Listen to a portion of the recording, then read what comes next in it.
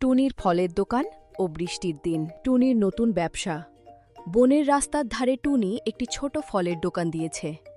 ঝুড়িতে সাজানো আছে লাল আম, হলুদ কলা আর আঙুর। টুনি মিষ্টি সুরে ডাকছে। নিয়ে যান গো, নিয়ে যান, মিষ্টি আম আর টাটকা কলা নিয়ে যান।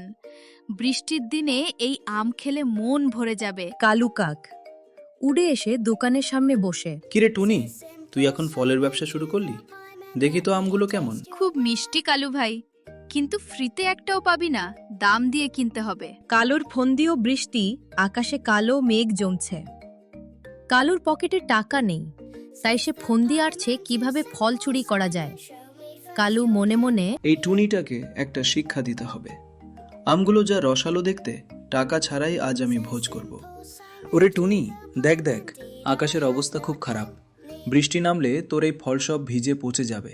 তার চেয়ে বরং আমায় কম দামে সব দিয়ে দে। না কালু ভাই, আমি সব ব্যবস্থা করে রেখেছি। আমার ফলের ওপর ত্রিপল প্লাস্টিক আছে। বৃষ্টি শুরু ও হাঙ্গামা, পটভূমি। হুড়মুড় করে বৃষ্টি শুরু হয়। অন্য পাখিরা এদিক ওদিক পালাচ্ছে। কালু বৃষ্টির সুযোগ নিয়ে একটা আমের ঝুড়ি নিয়ে পালানোর চেষ্টা করে। কালু আমের ঝুড়ি মুখে নিয়ে। বৃষ্টিতে টুনি আমায় দেখতে পাবে না। আজ আমি রাজার মতো খাবো। টুনি চিৎকার করে। ওরে চোর, কালু ভাই আমার আম নিয়ে পালালো, কেউ ধরো ওকে। কালুর বিপদ ও শিক্ষা বৃষ্টির খুব জোরে বইছে। কালু ভারী আমের ঝুড়ি নিয়ে বেশিক্ষণ উঠতে পারল না।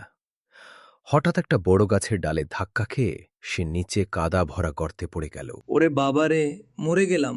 আমার আম সব কাদার ভেতর পড়ে গেল। ছাতা নিয়ে পৌঁছে যায়।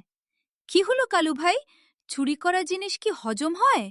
এখন দেখলে তো বৃষ্টির দিনে অন্যের ক্ষতি করতে চাইলে নিজেরই বিপদ হয়। শেষ কথা কালু লজ্জিত হয়ে টুনিকে ক্ষমা করে দিল।